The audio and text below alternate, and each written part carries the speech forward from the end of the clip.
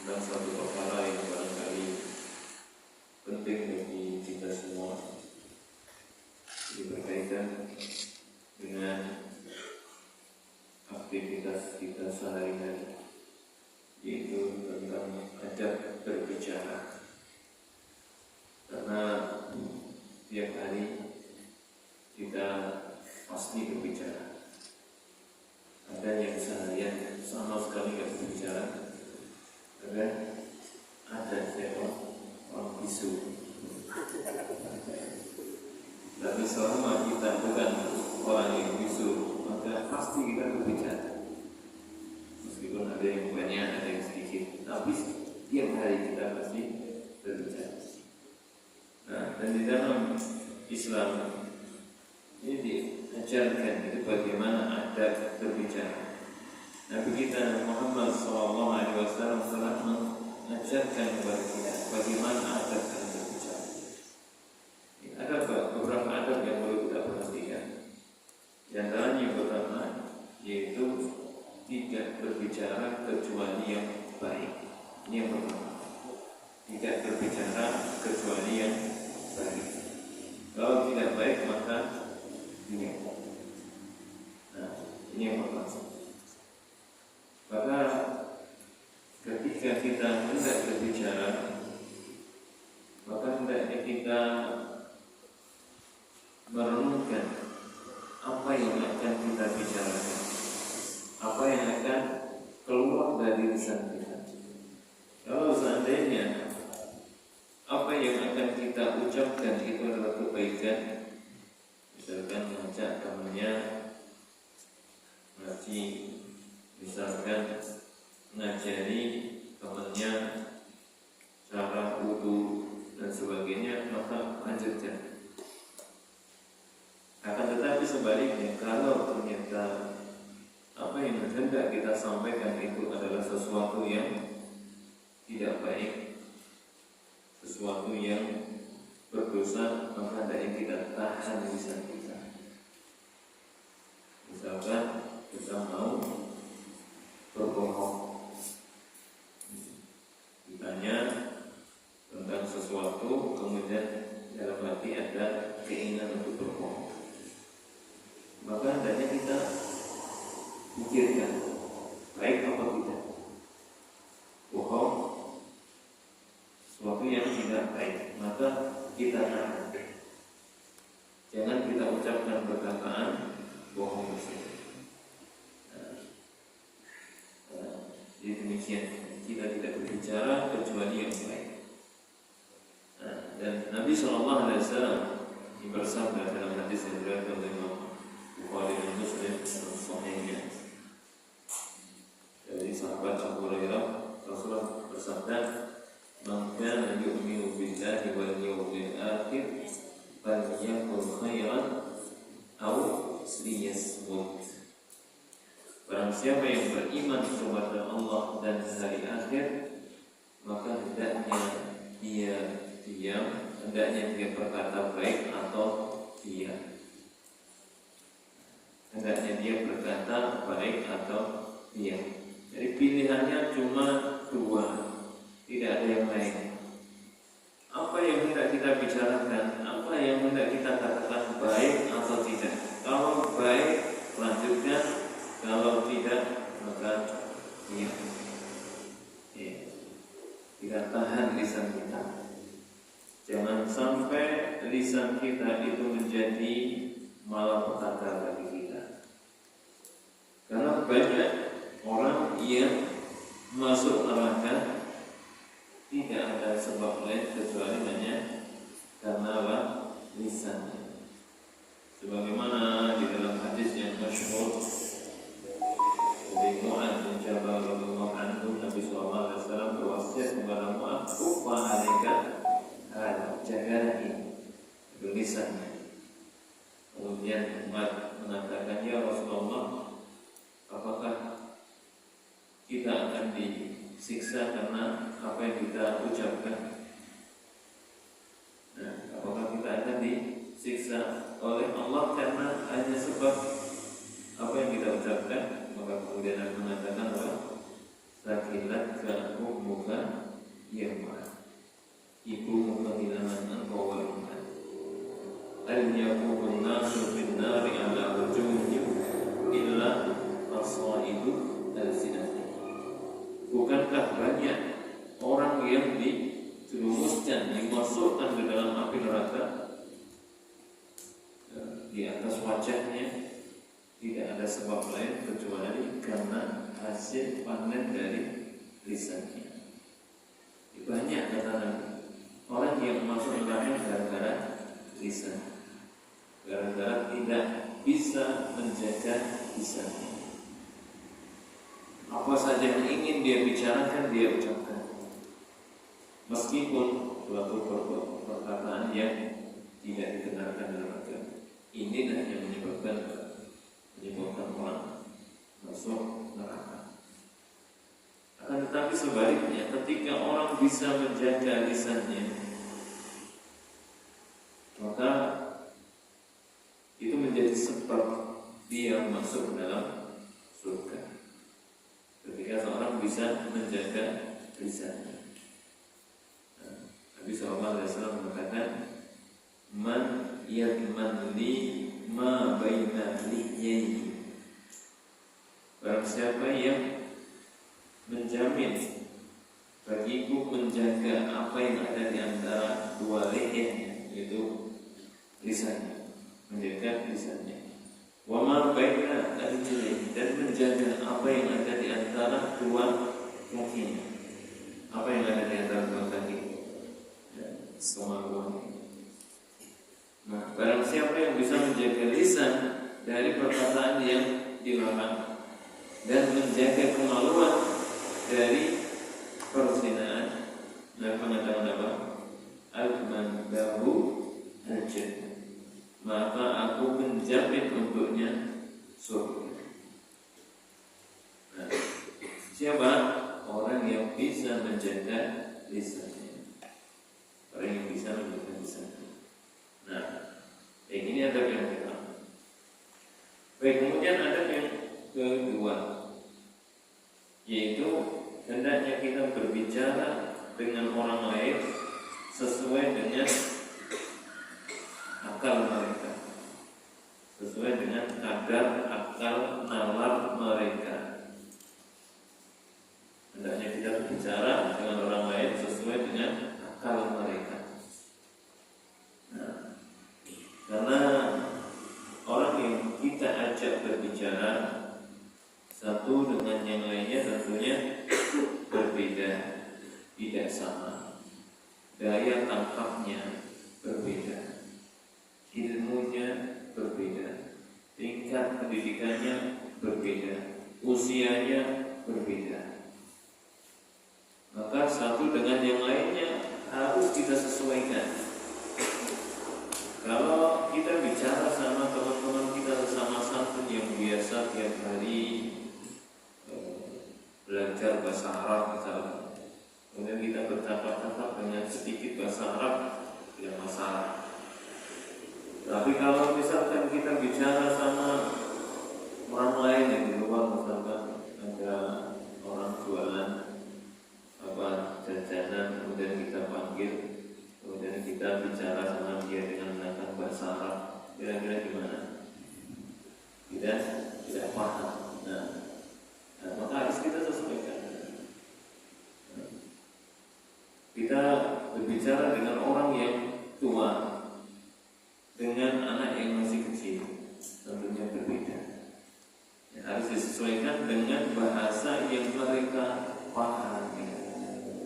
Nah, sebagaimana kata Nabi SAW dalam hadis yang diriwayatkan oleh Muslim dari sahabat Abdullah bin Mas'ud, Nabi mengatakan, ma anta bi muhaddisin qauman hadisan la tablughu uquluhum illa kana li ba'dihim fitnah. Tidaklah engkau berbicara kepada suatu kaum dengan satu bahasan, satu bicaraan yang tidak sampai pada akal mereka, illa kana li ba'dihim fitnah, kecuali menjadi fitnah bagi sebagian mereka. Kata Nabi SAW. Jadi tidaklah kita berbicara dengan satu bahasa pada suatu kaum yang tidak sampai akal mereka, kecuali itu akan menjadi fitnah, kecuali itu akan menyebabkan mereka bingung, mereka tidak paham. Nah, kalau yang kita bicarakan, kita sampaikan ini urusan dunia, kemudian mereka tidak paham, mungkin tidak terlalu bahaya. Tetapi kalau yang kita sampaikan itu berkaitan dengan agama, kemudian kita bicara dengan bahasa yang tidak mereka pahami, akhirnya mereka salah paham. Apa yang terjadi? Salah paham dalam agama, salah paham dalam ibadah, salah paham dalam akidah. Apa yang akan terjadi? Kesesatan bagian kita. Nah, maka ini perlu kita perhatikan. Ketika kita berbicara dengan orang lain, maka kita sesuaikan.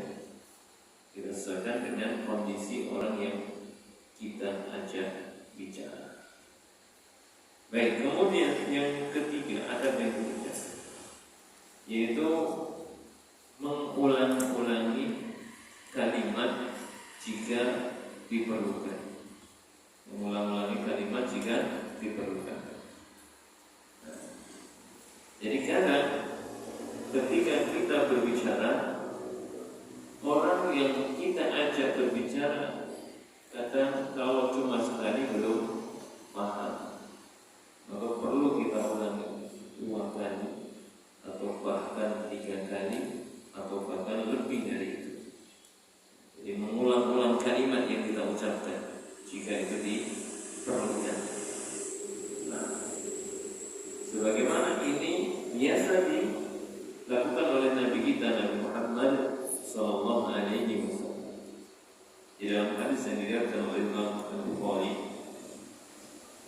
hadis dari Anas bin Malik radhiyallahu anhu, dari Nabi sallallahu alaihi wasallam beliau mengatakan, "Annahu kana idza takallama bi kalimatin a'adaha thalathan." Bahwasanya Nabi SAW apabila berbicara, mengucapkan satu kalimat a'adaha thalathan, maka beliau mengulanginya sebanyak 3 kali. Nabi SAW apabila berbicara, mengucapkan satu kalimat, maka beliau mengulangi 3 kali. Hatta tufhama anhu, hingga bisa dipahami. Hingga bisa dipahami. Demikianlah yang biasa dilakukan oleh Nabi SAW. Ada beberapa contoh. Dari Nabi SAW, beliau mengulang-ulangi kalimat yang beliau sampaikan. Di antaranya, pernah pada suatu saat ketika Nabi SAW sedang bersafar bersama para sahabat. Kemudian Nabi SAW melihat para sahabat sedang berwudu, mencuci kaki mereka. Maka kemudian Nabi SAW dengan suara yang keras mengingatkan para sahabat agar wudunya diperhatikan, mencuci kaki sampai rata kena air semua. Nabi mengatakan, wailul lil aqabi minan nar. Wailul lil aqab, celakalah bagi tumit-tumit akan terkena api neraka. Tumit yang bagaimana? Tumit yang kena api neraka, tumit yang bagaimana? Tumit yang tidak terkena air ketika wudu. Maka Nabi memperingatkan ini, wailul lil aqabi minan nar. Beliau mengucapkan itu marrataini aw salatan, sebanyak 2 atau 3 kali. Beliau mengucapkan itu sebanyak 2 atau 3 kali. Diulang-ulangi hingga apa? Hingga orang yang mendengarnya paham. Karena bisa jadi ketika orang mendengar 1 kali, dia sedang melamun, dia sedang ada keperluan yang lain, sehingga nggak nyambung. Maka perlu diulangi 2 kali sehingga dia paham. 3 kali. Nah, ini yang biasa dilakukan.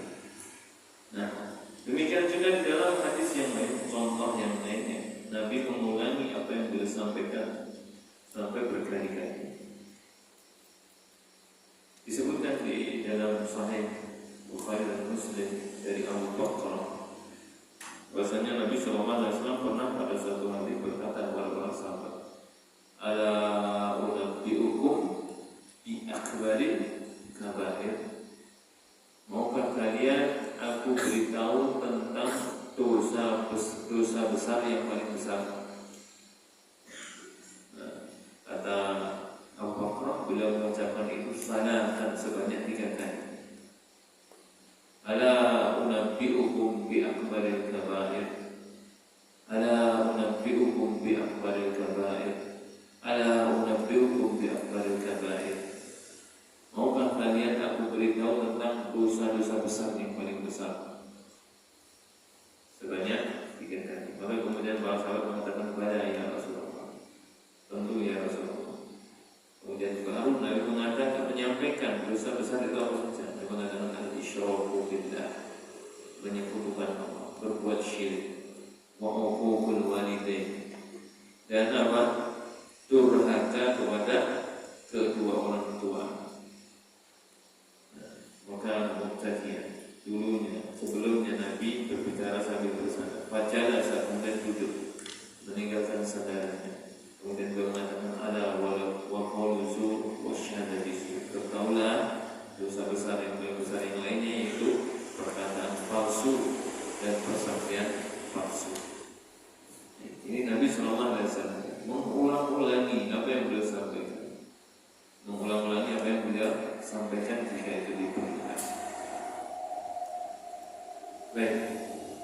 Kemudian di antara adab dalam berbicara yang lainnya yaitu kita berusaha menarik perhatian orang yang kita ajak bicara. Itu menarik perhatian orang yang kita ajak berbicara dengan cara menyampaikan pertanyaan, dengan cara soal, yaitu menyampaikan pertanyaan. Itu menarik perhatian orang yang kita ajak berbicara dengan cara menyampaikan pertanyaan. Jadi ketika kita misalkan hendak menyampaikan sesuatu, tidak mesti langsung kita sampaikan, tetapi bisa didahului dengan pertanyaan terlebih dahulu. Sebagaimana ini pernah dilakukan oleh Nabi SAW. Di dalam hadis yang diriwayatkan oleh Imam Muslim dari sahabat Abu Hurairah, bahwasanya Rasulullah SAW pernah bersabda, "Atadruna manil muflis?"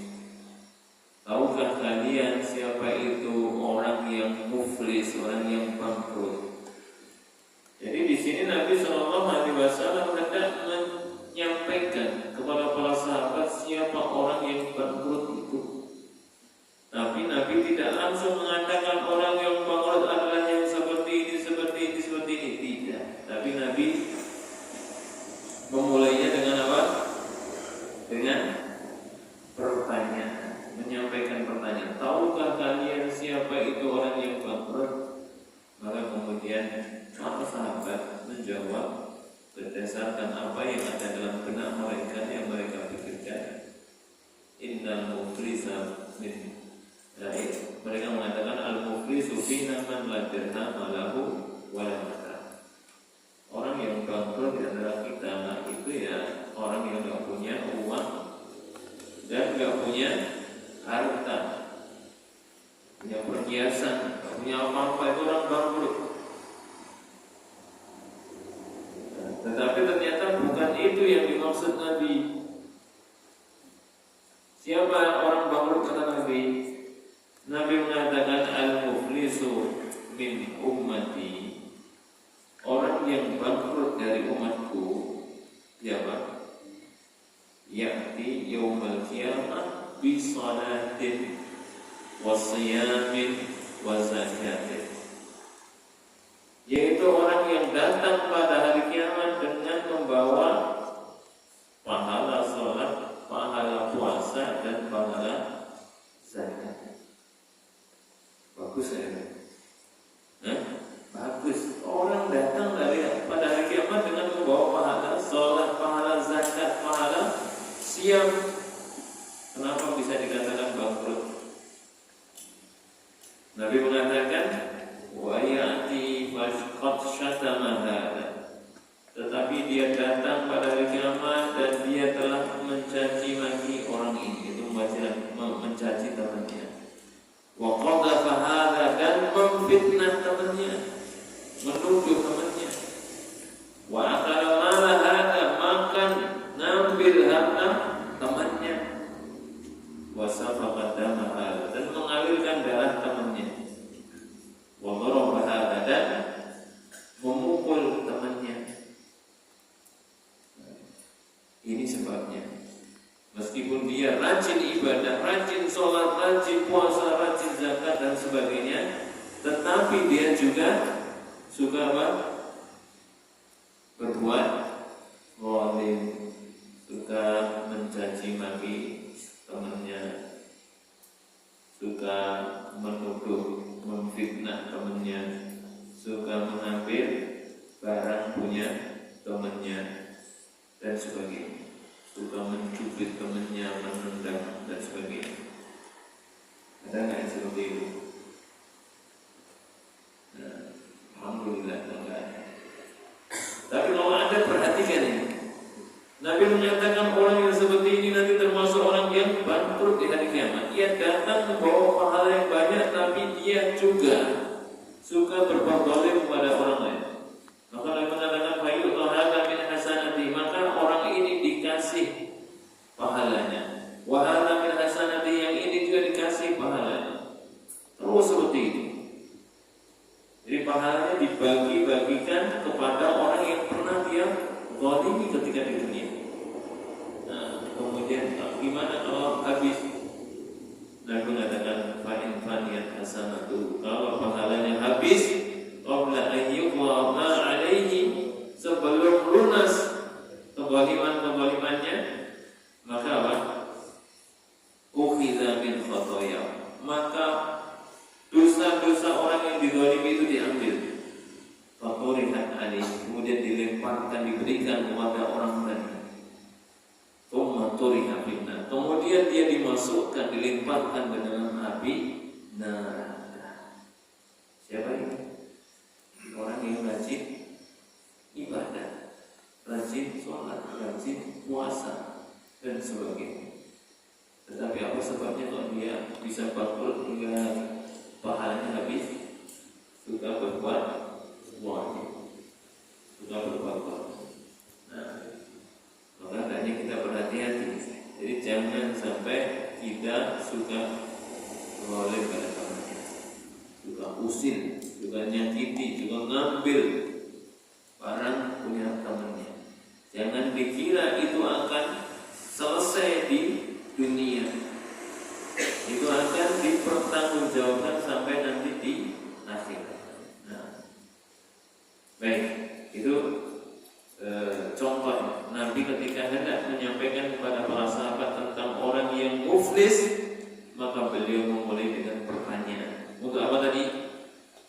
Menarik perhatian orang yang diajak bicara. Baik, kemudian antara ada dalam berbicara yang lainnya, yaitu tidak boleh merasa dirinya suci, tidak boleh merasa dirinya baik, tidak boleh merasa dirinya bersih. Nah, jadi memuji dirinya sendiri. Ya seperti ini nggak boleh. Nah, Allah Subhanahu Wa Taala mengatakan, "Fala tuzakku anfusakum." Nah, maka janganlah kalian mensucikan diri kalian sendiri. Janganlah kalian menganggap suci diri kalian sendiri, menganggap bersih diri kalian sendiri. Dalam ayat yang lain Allah mengatakan, "Alam tara ilal ladzina yuzakkuna anfusahum." Tidakkah engkau memperhatikan orang-orang yang menganggap bersih diri mereka sendiri? Balillahu yuzakki man yasha. Akan tetapi Allah yang membersihkan siapa yang Allah kehendaki. Wala yudlamuna fatila, dan Allah tidak berbuat zalim sama sekali. Nah, jadi di sini Allah Subhanahu Wa Taala melarang kita mentazkiyah diri kita sendiri, menganggap bahwa diri kita itu adalah yang paling baik, paling bagus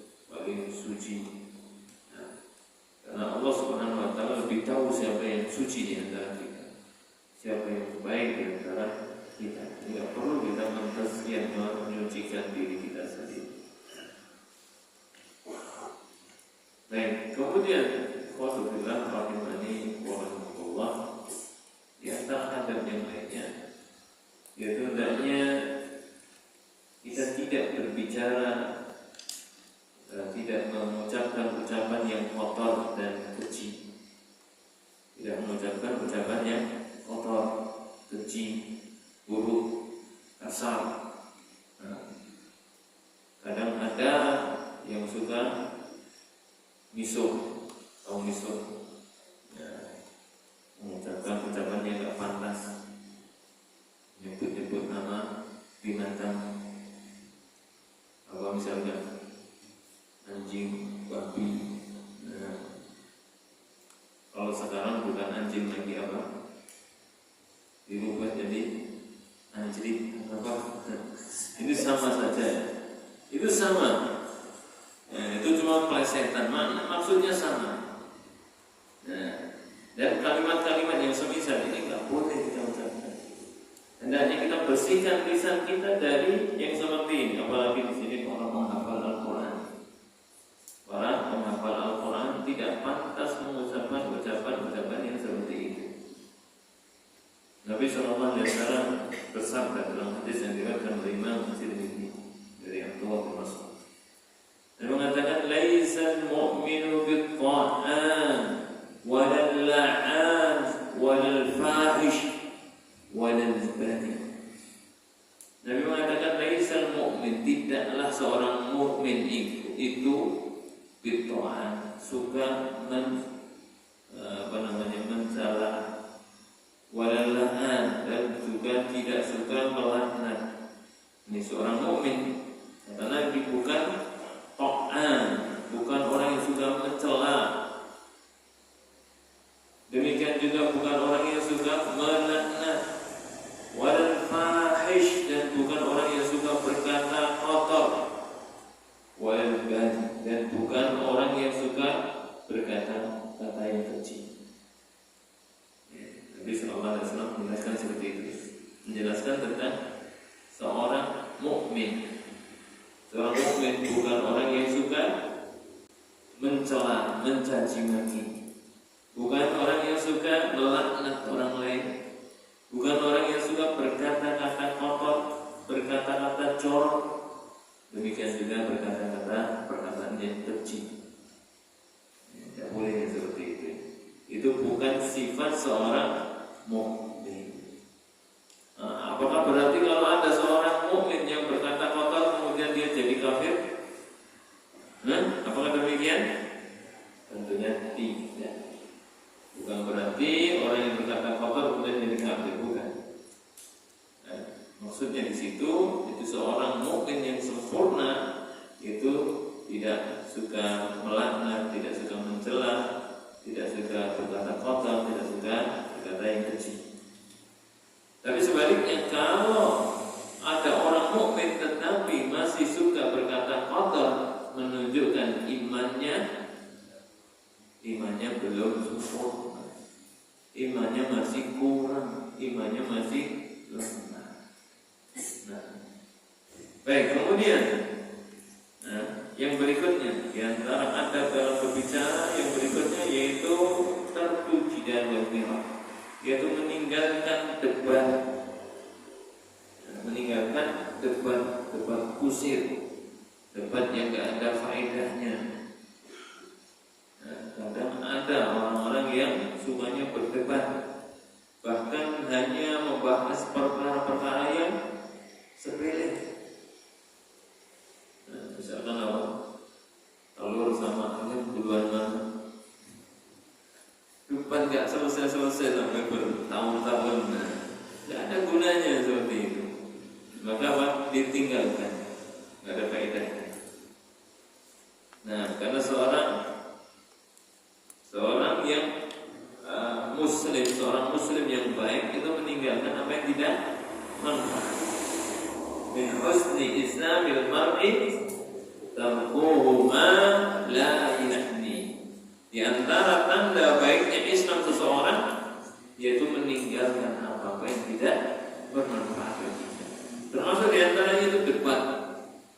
kusir. Nah, debat kusir. Kalau debat ilmiah, diskusi ilmiah, membahas tentang hukum sesuatu, hukum sholat malam misalkan, kemudian satunya menyampaikan pendapatnya dengan dalil ini, kemudian yang lainnya menyampaikan pendapat yang lain bertahan dengan alasan seperti ini, boleh silakan. Tapi kalau debat yang ada ujung pangkalnya hanya bermodalkan suara yang keras,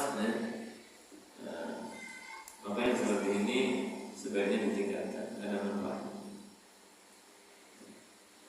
Nabi SAW mengatakan, Ana za'imun bi baitin fi rabatil jannah liman taraka al-mira'a fa in kana muhibban.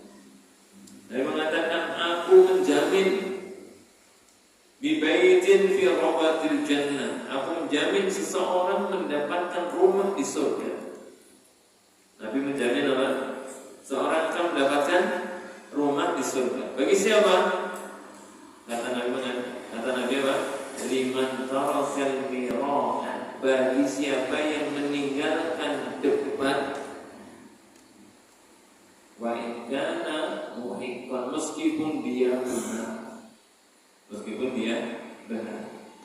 Dijamin oleh Nabi SAW dia mendapatkan rumah di surga. Orang yang meninggalkan debat meskipun dia benar, maka nggak perlu kita perdebatkan sesuatu yang tidak ada faedahnya. Baik. Kemudian di antara adab dalam berbicara yang lainnya yaitu ada muta'ali ala nasi bil khitab, yaitu tidak boleh merasa lebih tinggi, lebih baik dari orang lain ketika berbicara. Tidak boleh merasa lebih tinggi, lebih baik dari orang lain ketika berbicara. Kadang orang apa? Menyombongkan dirinya. Oh, saya sudah hafal 30 juz. Kamu berapa? Kamu baru juz 30. Cuma selisih sedikit ya. Satunya 30 juz, yang satunya juz 30. Kenapa dibangga-banggakan ya? Ini nggak boleh. Oh, saya juara 1, kamu juara 1 juga, tapi dari belakang. Ini nggak perlu ya kita membangga-banggakan diri kita. Nah, Nabi SAW itu bersabda dalam hadis yang diriwayatkan oleh Imam Muslim. Pernah pada suatu hari Nabi SAW di dalam khutbahnya beliau mengatakan, wa inna Allaha auha ilayya, dan sesungguhnya Allah telah mewahyukan kepadaku, Antawadu,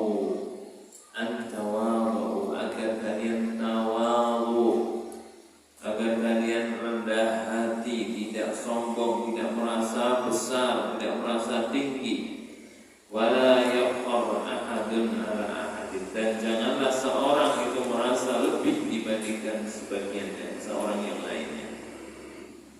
Ini perintah Nabi berdasarkan wahyu dari Allah Subhanahu wa taala agar kita tawadhu, rendah hati, jangan merasa lebih dari orang lain. Meskipun benar kita lebih kaya, kita lebih pintar, kita lebih banyak hafalannya, tapi tidak perlu kita merasa lebih di hadapan orang lain. Nah, Nabi kita Nabi Muhammad SAW, beliau seorang tokoh, seorang yang paling dihormati, seorang nabi, dan juga seorang pemimpin kaum muslimin. Nah, tetapi beliau adalah orang yang tawadhu. Contohnya ketika Fathul Makkah, ketika Nabi SAW menguasai kota Makkah yang sebelumnya bertahun-tahun dikuasai oleh musuh Nabi. Kemudian beliau pertama kali itu menguasai kota Mekah. Kalau orang lain barangkali akan membusungkan dada, sombong, menunjukkan apa? Kekuatannya. Ini loh aku. Tetapi tidak demikian dengan Nabi Sallallahu Alaihi Wasallam. Bagaimana Nabi ketika masuk kota Mekah? Beliau tertunduk, bahkan sampai jenggotnya Nabi menempel di unta. Bukan membusungkan dada, bukan menyombongkan diri, tetapi tunduk, tawadhu, rendah hati. Demikian masalahnya. Demikian juga dalam berbicara. Dalam berbicara dengan orang lain, tidak usah kita merasa pintar, tidak usah kita merasa kaya, tidak usah kita merasa lebih banyak kepalanya.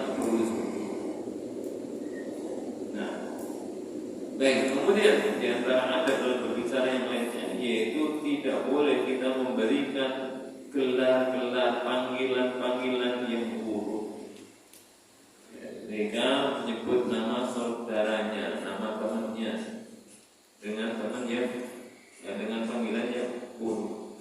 Contoh kasih nama apa? Curut misalkan. Kasih nama apa lagi? Genderuwo. Nah, atau yang lainnya. Ini nggak boleh seperti itu. Nah, manggil temannya dengan panggilan yang buruk. Apalagi di sini para santrinya. Nah, apa?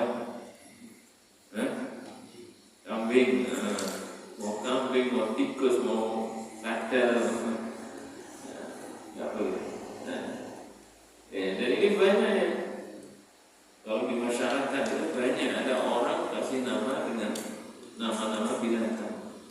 Ada yang namanya kancil, ada yang namanya apa lagi? Ya, macam-macam lah. Nama-nama binatang dipakai untuk nama orang. Nah, yang seperti ini nggak boleh. Allah Subhanahu Wa Taala mengatakan apa? Wala tanabazu bil alqab. Dan janganlah kalian saling memanggil dengan panggilan yang buruk, dengan gelar-gelar yang buruk. Dilarang oleh Allah Subhanahu Wa Taala.